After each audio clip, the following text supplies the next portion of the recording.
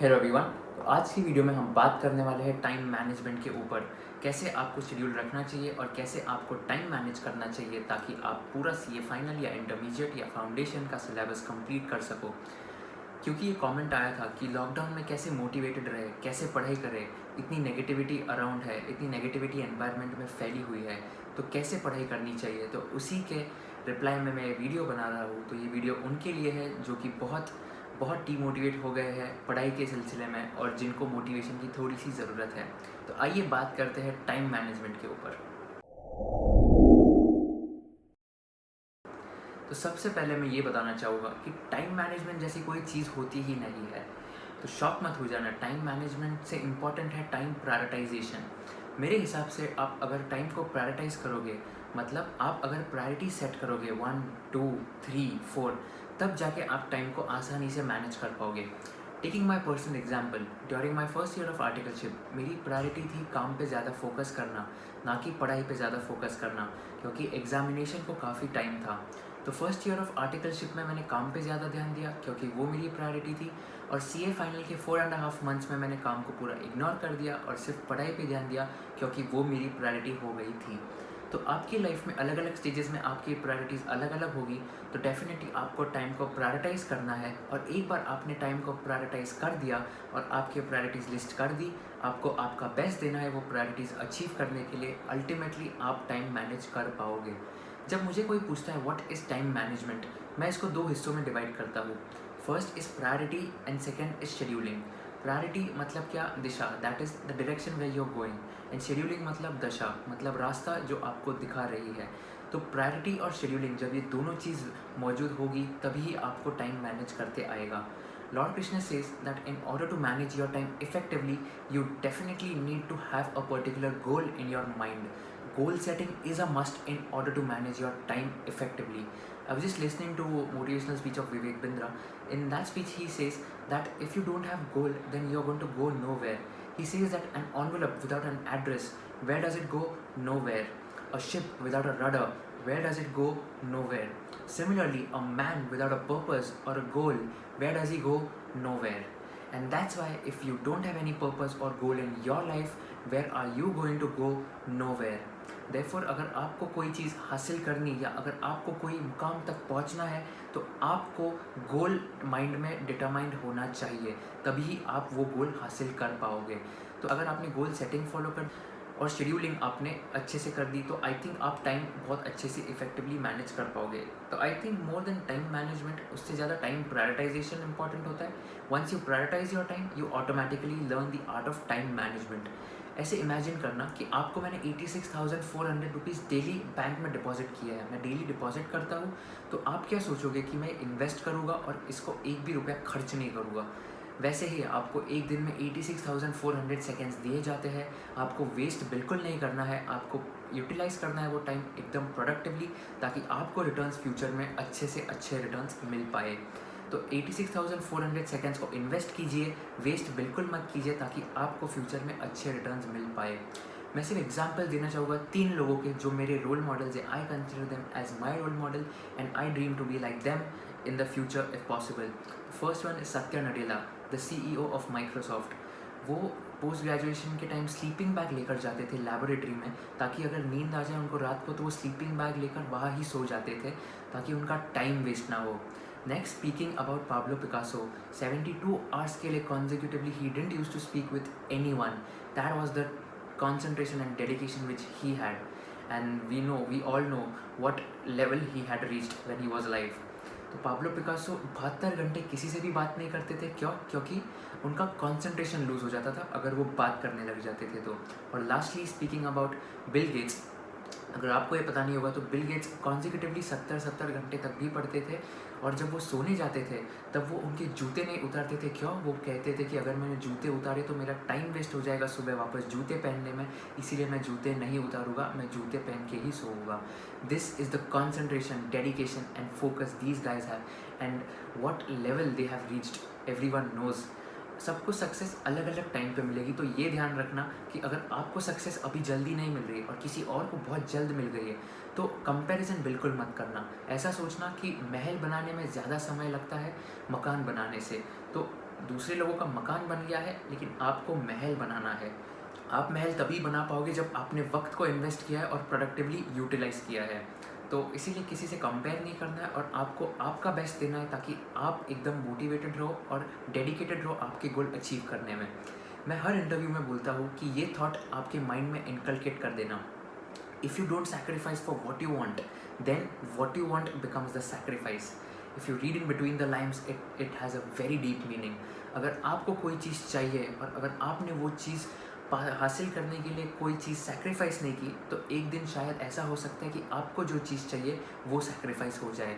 And therefore, in order not to sacrifice that thing, you'll have to sacrifice a lot of things in your daily routine or in your CA final leave.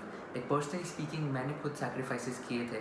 I didn't attend my first cousin's engagement. I didn't celebrate the festival of Raksha Bandhan and Diwali. I didn't attend my brother's grand birthday party. These were the sacrifices which I had made during my CA final leave, and I now know what is the value of these sacrifices when the prefix CA was added behind my name. Trust me friends, these short-term enjoyments are not going to matter at all. 1 year from now, no one is going to remember, look, we had gone for a dinner party at this restaurant. It was so much fun. Look, we had gone to watch a movie last year. It was so much fun. कोई नहीं याद रखेगा. But once you become a chartered accountant, everyone around you, including you, would know that you are and you were a chartered accountant. If you follow this mindset, trust me, no one can stop you from becoming successful. Friends, imagine that you're running in a hurdle race. Even if you fall off a particular hurdle, don't worry, don't panic at all.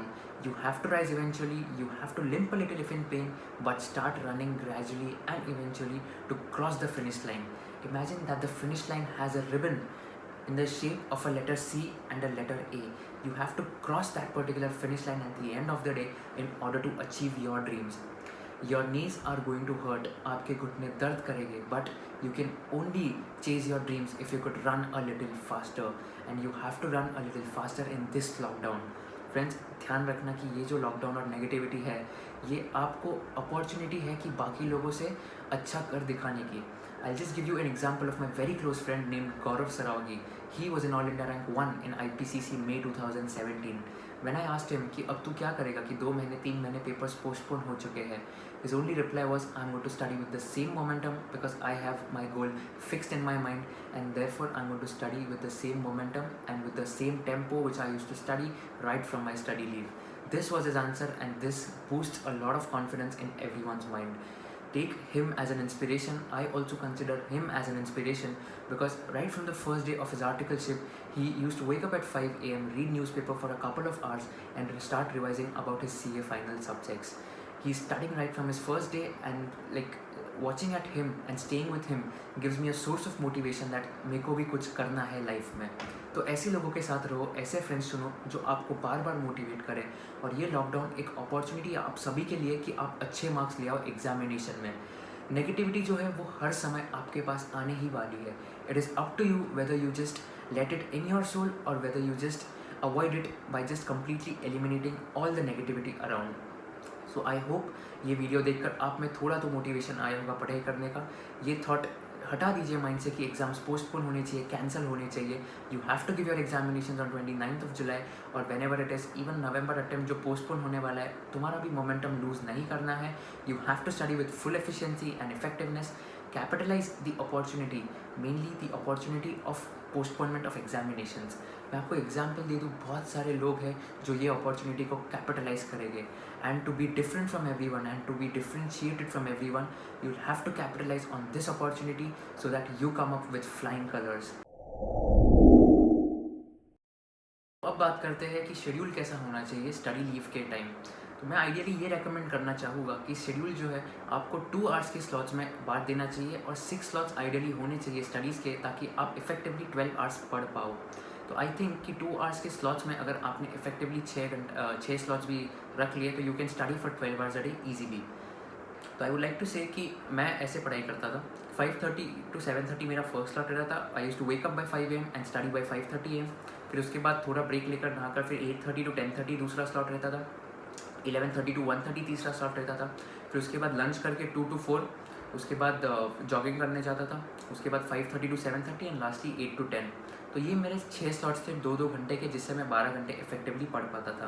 This was my schedule for my CA final as well as intermediate, and I always believe that morning study is better than night study, because आप एक बार morning में revise करते हो तो आपको आसानी से याद हो जाता है। आप एक बार एक्सपेरिमेंट करके देखना, अगर आप मॉर्निंग में उठ गए, एक बार सेक्शन नंबर सेक्शन नेम सिर्फ पढ़ लेना, और नेक्स्ट डे जब आप रिवाइज करोगे, trust me you would find it very easy to memorise them and recall them, because morning में जो पावर होती है वो काफ़ी फ्रेश, इफेक्टिव और एफिशिएंट होती है। Just use this experiment, try to be a morning studier. It's all right even if you study late at night, but then मेरे हिसाब से, मेरे पर्सनल एक्सपीरियंस के हिसाब से मॉर्निंग में स्टडी करना बहुत बेहतर रहता है। सुबह 5 बजे उठकर और वो जो पढ़ाई की रहती है सुबह की, that is very efficient and effective, कोई डिस्टर्बेंस भी नहीं होता है तभी, and I think that is the best schedule which you should also follow. So intermediate और फाइनल के टाइम मेरा ऐसा ही शेड्यूल था कि 2 घंटे के स्लॉट्स में पढ़ाई करो, क्योंकि 2 घंटे से ज़्यादा अगर पढ़ाई करने जाओगे तो थोड़ा फ्रस्ट्रेशन भी हो जाता है और रिटेनिंग कैपेसिटी इतनी नहीं होती है आइडियल ह्यूमन माइंड की। तो आई थिंक 2 घंटे मैक्सिमम स्लॉट्स में पढ़ाई करो। When you are studying, lock yourself up in a room and ensure that no external disturbances are there, so that you can concentrate very effectively on your studies only. तो एक बार आपने effectively concentrate कर दिया तो I think you can study effectively and you can study for longer hours. मैं हमेशा कहता हूँ कि effective study is much better than longer hours of study. For instance, studying effectively for 6 hours a day is much better than studying for 8 hours a day with a couple of hours of distraction. क्योंकि आप जितना पढ़ाई कर रहे हो उतना पूरा effective होना चाहिए, तभी जाके इफेक्टिव स्टडी होगा, और तभी जाके आप CA फाइनल या इंटरमीडिएट या फाउंडेशन में you can come up with flying colours. Thank you so much for watching this video. I hope ये वीडियो आपको यूजफुल लगे। अगर आपको ये वीडियो पसंद आए तो लाइक बटन पे क्लिक कीजिए, शेयर कीजिए सभी CA स्टूडेंट्स के साथ, और सब्सक्राइब कीजिए चैनल को, ताकि मैं और ऐसे वीडियोज़ आपके लिए बनाता रहूँ। बहुत बहुत धन्यवाद आपका वीडियो देखने के लिए।